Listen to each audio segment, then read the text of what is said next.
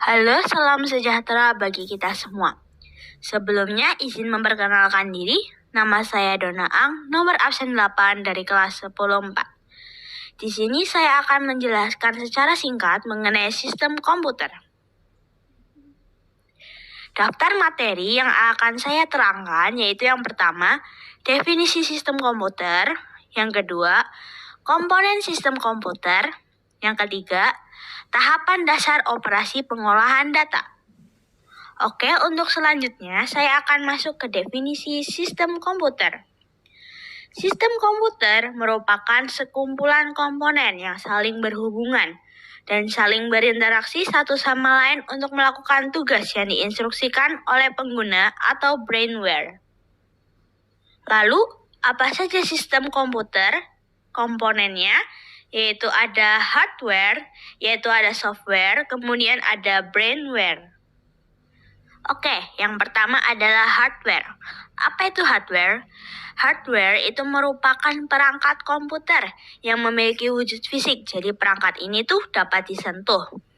Contohnya itu ada motherboard, kemudian ada prosesor, hard disk, memori, power supply, dan lain-lain.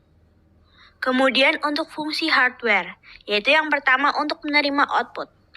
Dalam hal ini, hardware memiliki fungsi khusus untuk menerima input yang dilakukan oleh pemilik komputer atau laptop. Dari sini, input yang sudah diterima akan ditransfer pada output di dalam komputer. Lalu yang kedua, fungsinya yaitu untuk mengolah informasi atau data. Sejumlah hardware saat ini memiliki fungsi khusus untuk memproses input yang diterima oleh hardware menjadi sebuah informasi baru. Lalu yang ketiga, menyimpan data atau informasi. Setiap output yang dihasilkan oleh komputer dapat disimpan dalam perangkat penyimpanan di komputer seperti HDD dan SSD.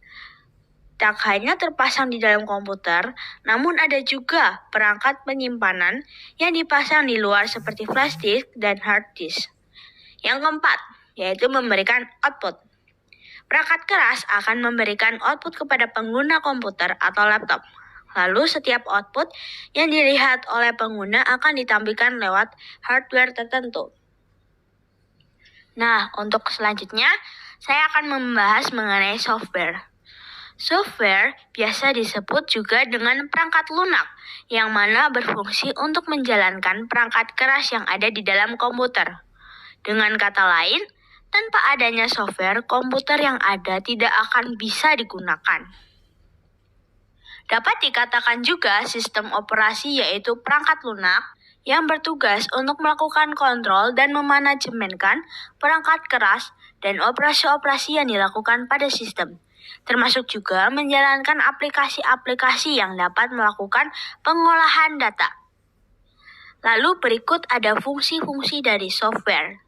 Yang pertama, software memiliki fungsi sebagai dasar kebutuhan komputer dapat bisa dioperasikan dengan baik.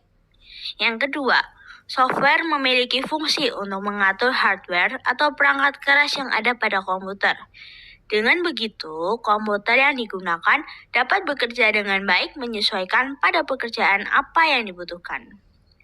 Yang ketiga, software juga dapat dipakai sebagai penghubung antara beberapa software yang lainnya dengan medianya yakni hardware.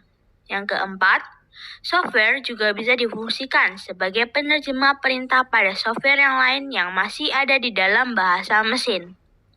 Dengan begitu, hardware pada komputer pun dapat mengerti serta menerimanya dengan baik. Lalu yang kelima, selain itu, perangkat lunak komputer ini juga bisa gremlins pakai untuk mengidentifikasi sebuah program yang ada di dalam komputer. Nah, kemudian untuk komponen yang terakhir yaitu brainware. Brainware merupakan setiap orang yang terlibat dalam kegiatan-kegiatan pemanfaatan komputer. Brainware disebut juga pengguna. Contohnya itu kita ini saat menggunakan laptop, kita juga disebut sebagai brainware. Oke, lalu apa fungsi brainware? Yang pertama, sebagai programmer. Programmer sebagai brainware berperan untuk membuat program yang dibutuhkan komputer. Peran lainnya ialah menjaga keamanan sistem komputer. Lalu yang kedua sebagai administrator. Administrator sebagai brainware berperan untuk mengelola sistem operasi yang dijalankan pada komputer maupun jaringan. Lalu yang ketiga adalah sebagai operator. Operator sebagai brainware berperan untuk menjalankan sistem operasi serta program dalam perangkat komputer. Misalnya, merawat sistem operasi komputer dan menyiapkan data untuk diakses. Oke, selanjutnya kita akan masuk ke daftar materi yang ketiga, yaitu sistem komputer mengalami operasi pengolahan data dengan tahapan dasar sebagai berikut. Yang pertama itu melalui input, lalu ada processing, lalu ada output. Input, yaitu kondisi data dimasukkan dalam sistem komputer. Processing, yaitu kondisi setiap data diolah atau diproses untuk menghasilkan informasi. Lalu output adalah kondisi data yang berubah menjadi informasi yang dapat ditampilkan. Gampangannya itu begini, input itu data yang dimasukkan, processing yaitu proses, lalu kalau output itu data yang dihasilkan. Oke, sekian penjelasan dari saya. Mohon maaf apabila saya salah dalam bertutur kata. Sekian dan terima kasih. Semoga bermanfaat bagi kita semua.